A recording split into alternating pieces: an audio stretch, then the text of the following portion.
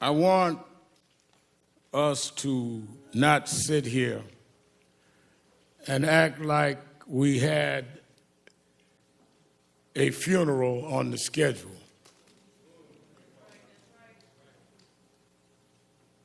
George Floyd should not be among the deceased. He did not die of common health conditions. He died of a common American criminal justice malfunction. He died because of there has not been the corrective behavior that has taught this country that if you commit a crime, it does not matter whether you wear blue jeans or a blue uniform, you must pay for the crime you commit.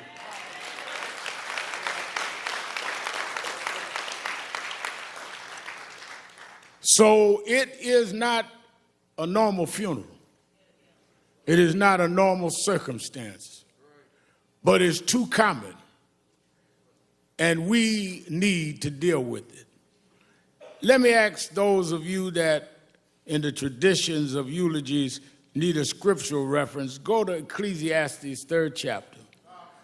First verse says, to everything there is a time and a purpose and season under the heavens. I'm going to leave it there. I saw somebody standing in front of a church the other day had been boarded up as a result of violence.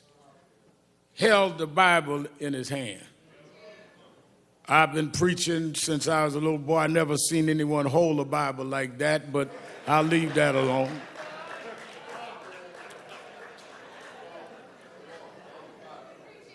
But since he held the Bible, if he's watching us today, I would like him to open that Bible.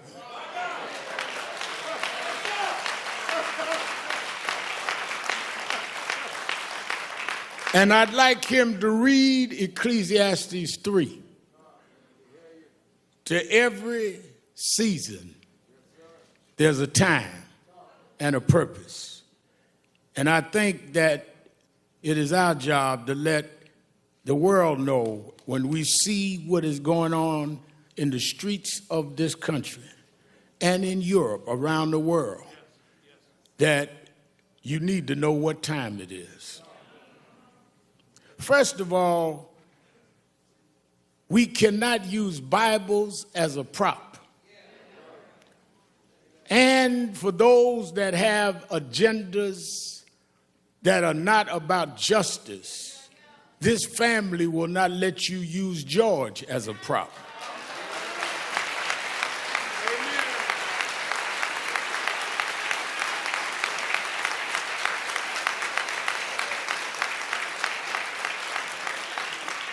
If you want to get your stuff off, don't use him.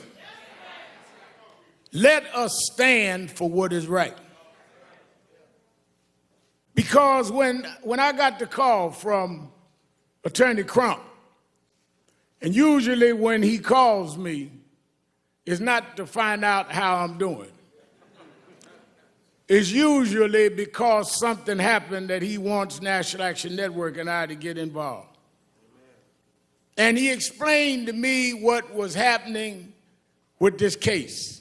And I'd already heard about it in the media. And immediately I said, well, let me know what you want me to do. He said, whatever you need to do. One of the things, Martin, that I've always had to deal with is critics would say, all Al Sharpton wants is publicity. Well, that's exactly what I want. Because nobody calls me to keep a secret.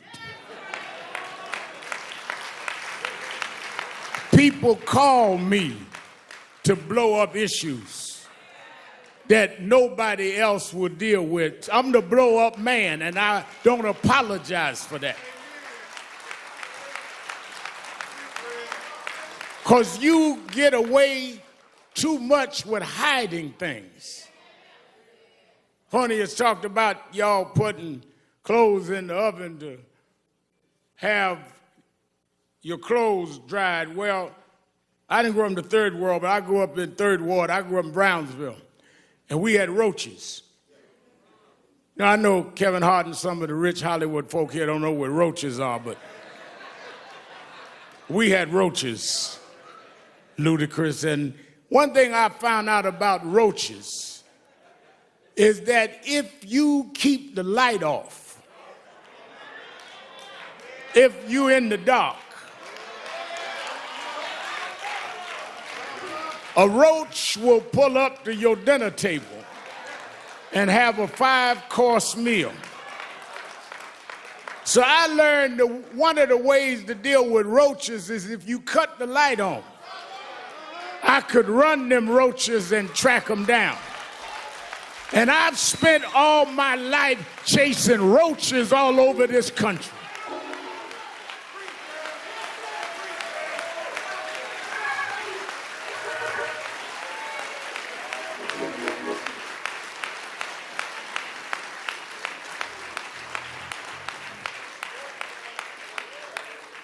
As soon as I talked to the family and got the details and heard that among George's last words was, "I can't breathe," with a knee on his neck, I immediately thought about Eric Gardner. I did the eulogy at his funeral, and I called his mother. And I said, I know we are not going out because of the coronavirus, but this is so much like Eric. If we could arrange some private way to go to Minneapolis, would you go? And she said, Rev Mal, I'm already packing, let me know. Tyler Perry said, I'll give the families, the plane, whatever y'all need, because this is wrong. Robert Smith said, don't worry about the funeral costs. People across economic and racial lines started calling and getting in. And we flew out here, her and I, last Thursday. And when I stood at that spot, reason it got to me is George Floyd's story has been the story of black folks. Because ever since 401 years ago, the reason we could never be who we wanted and dreamed to be in is you kept your knee on our neck.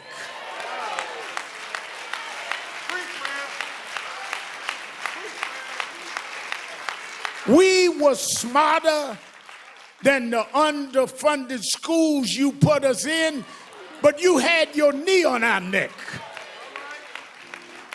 We could run corporations and not hustle in the street, but you had your knee on our neck. We had creative skills. We could do whatever anybody else could do, but we couldn't get your knee off our neck. What happened to Floyd happens every day in this country, in education, in health services, and in every area of American life. It's time for us to stand up in George's name and say, get your knee off our necks.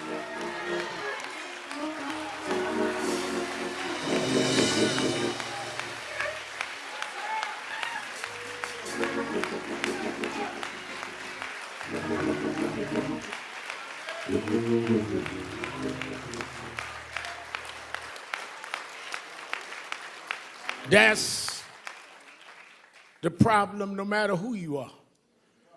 We thought maybe we had a complex, T.I., maybe it was just us. But even blacks that were broke through, you kept your knee on that neck.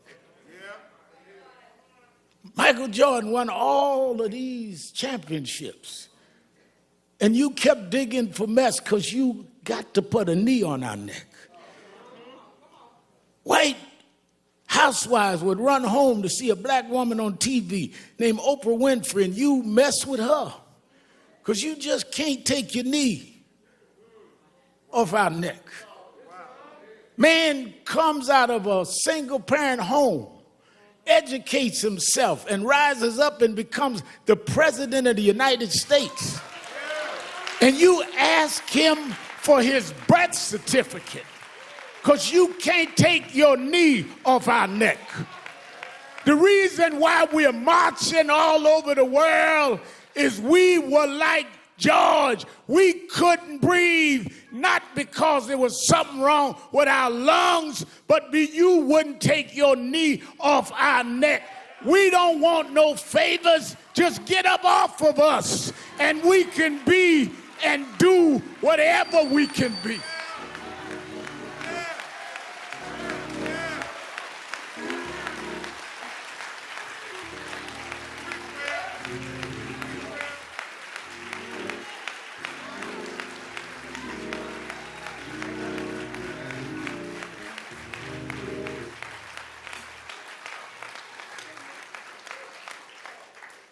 There have been protests all over the world. Some have looted and done other things. And none of us in this family condones looting or violence. But the thing I want us to be real cognizant of is there's a difference between those calling for peace and those calling for quiet.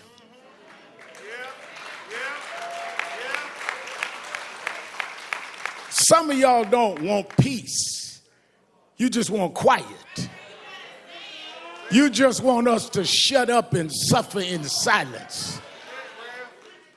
The overwhelming majority of the people marching wasn't breaking windows. They were trying to break barriers. They wasn't trying to steal nothing. They were trying to get back the justice you stole from us. Those that broke the law should pay for whatever law they broke, but so should the 4 policemen that caused this funeral today. We don't have a problem denouncing violence, Mr. Governor. We don't have a problem, Mr. Mayor, denouncing looting. But it seems like some in the criminal justice system have a problem looking at a tape and knowing there's probable cause, and it takes a long time for you to go and do what you see that you need to do.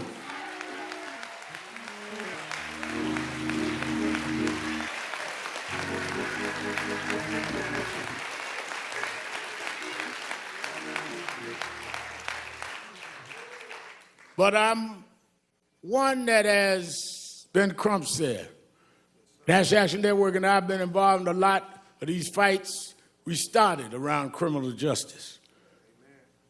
I did speeches and eulogies at most of the funerals that we've had in this space in the last couple of decades, and led the marches and did what we had to do. I look at Martin III, we went to jail together, fighting these fights, like his daddy went to jail before. But I'm more hopeful today than ever. Why? Well, let me go back. Reverend Jackson always taught me, stay on your text. Go back to my text, Ecclesiastes. There is a time and a season. And when I looked this time and saw marches where, in some cases, young whites outnumbered the blacks marching, I know that it's a different time and a different season. When I looked and saw people in Germany marching for George Floyd, it's a different time and a different season. When they went in front of the Parliament in London, England, and said it's a different time and a different season, I come to tell you, America, this is the time of dealing with accountability in the criminal justice system.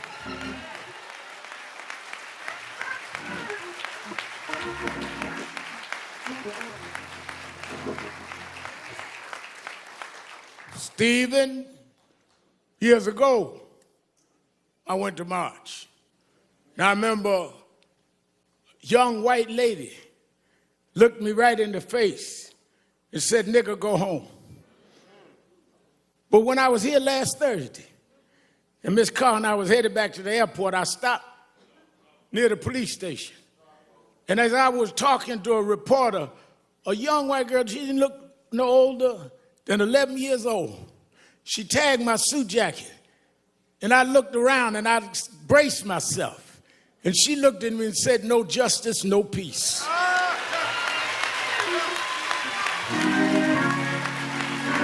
It's a different time. It's a different season. And if my Bible carrying guy out in front of that boarded up church, if I got him to open up the Bible, I want you to remember something. You know, I was late last October to an appointment because the time changed. And I was still, my watch was on the wrong time. You know, once a year, time goes forward. And if you don't, Congresswoman Omar, move your watch, you're going to find yourself an hour late, not because your watch was wrong, but you had your watch on the wrong time. Well, I come to tell you that are sitting in Washington, talking about militarizing the country, thinking that you can sell wolf tickets to people who's had enough of abuse. I come to tell you, you can get on the TV, but you on the wrong time. Time is out for not holding you accountable. Time is out for you making excuses. Time is out for you trying to stall. Time is out for empty words and empty promises. Time is out for you filibustering and trying to stall the arm of justice. This is the time. We won't stop. We're going to keep going until we change the whole system of justice.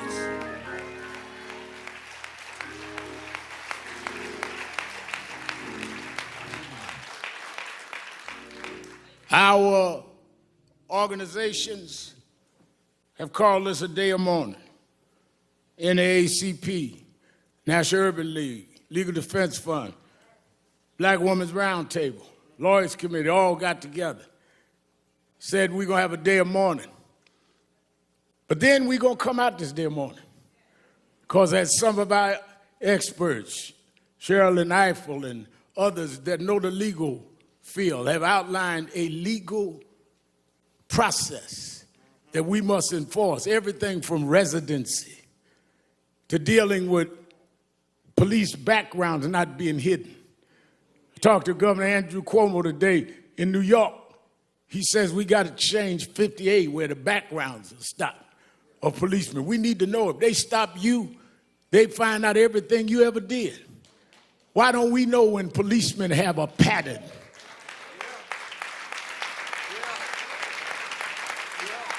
We got to go back to consent decrees.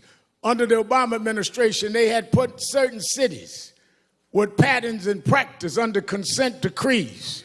Reverend Jamal Bryan, I know we was pastoring there in Baltimore, that they put it under consent decree. One of the first things that happened in the next administration was they stopped the consent decrees. We have specific policies that need to happen. Therefore, I'm glad Martin III is here today, because on August 28th, the 57th anniversary of the March on Washington, we're going back to Washington, Martin.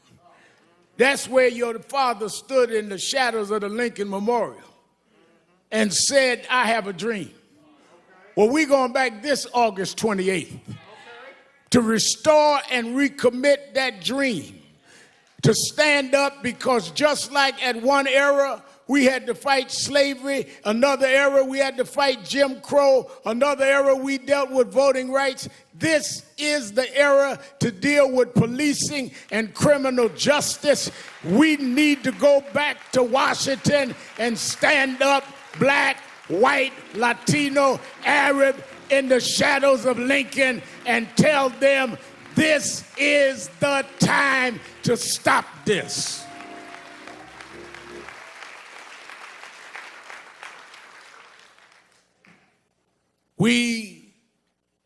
Martin and I talked about this. I've asked Reverend Bryant to get the faith leaders together. I talked Randy Weingart about the labor leaders. Oh no, we're going to organize in the next couple of months in every region, not only for a march, but for a new process. And it's going to be led by the Floyd family.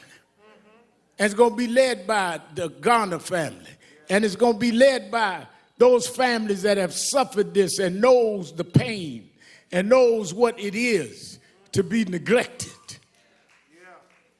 And it's going to be getting us ready to vote not just for who's going to be in the White House, but the State House and the city councils that allow these policing measures to go unquestioned. We are going to change the time. Let me say this to the family who has shown such great grace and real level and balanced thinking. And that's why I want them to help lead this. And I think one of the greatest thinkers of our time, Dr. Michael Eric Dyson, I've asked come and speak. We need to break down, because y'all don't know what time it is. Y'all are operating like it's yesterday. And the reason y'all late catching up to what these protests means is because you didn't turn your clock forward. Talking about make America great. Great for who and great when? We're going to make America great for everybody for the first time.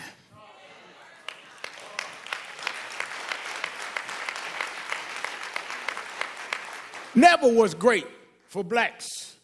Never was great for Latinos. Wasn't never great for others. Wasn't great for women. Young women had to march to get the right to vote. But lastly is the religious side. I was reading and kept thinking about how I was a little embarrassed, because when I heard that George, at this point of suffering this brutal attack, called for his mama, I said to Attorney Crump, I said, well, I appreciate talking to his brothers and them on the phone, but I want to talk to his mother. He said his mother passed. I said his mother passed, but he was calling for his mother.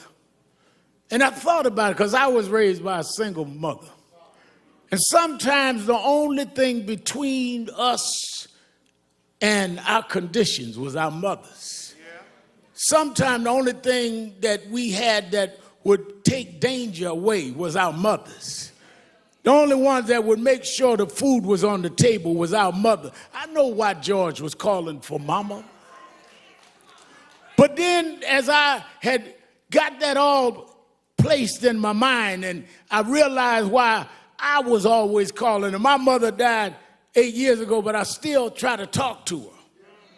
Sometimes just dial a cell phone to hear the voicemail of her phone that I never cut off. I still want to reach out to mama. But talking to Quincy last night, one of his 5 children, Quincy said, you know, I was thinking maybe he was calling his mother, because at the point that he was dying, his mother was stretching her hands out, saying, come on, George. I'll welcome you where the wicked will cease from troubling, where the weary will be at rest. There's a place where police don't put knees on you, George. There's a place that prosecutors don't drag their feet. Maybe mama said, come on, George. There's a God that still sits high, but he looks down low and he'll make a way out of no way. This God is still on the throne. The reason we can fight, I don't care who's in the White House, there is another house that said if we'll fight, he'll fight our battles. If we stand up, he'll hold us up. So as we leave here today, I say to this family, I know that years ago we told them, Reverend Jackson told us, keep hope alive. Then I know that President Obama wrote a book about hope. But I want you to know in my life, there's times that I lost hope. Things can happen like this that'll dash your hope. But there's something that is sister to hope called faith. Faith is the substance of things, hope for, the evidence of things unseen. Faith is when you got a pile of bills and no money, but you say he will provide all of my needs. Faith is when you got no medicine in the cabinet and you're sick in your body, but you say he's a doctor that never lost a patient and he'll dry tears from my eyes. Faith is when your friends walk out, when your loved ones turn their back, but you say, I don't believe he brought me this far to leave me now. We didn't come this far by luck. We didn't come this far by some fate. We come this far by faith, leaning on the Lord, trusting in his holy word. He never failed me yet. From the outhouse to the White House, we come a long way. God will, God shall, God will, God always has. He'll make a way for his children. Go on home, George. Get your rest, George. You changed the world, George. We're going to keep marching, George. We're going to keep fighting, George. We done turned the clock, George. We going forward, George. Time out. Time out. Time out.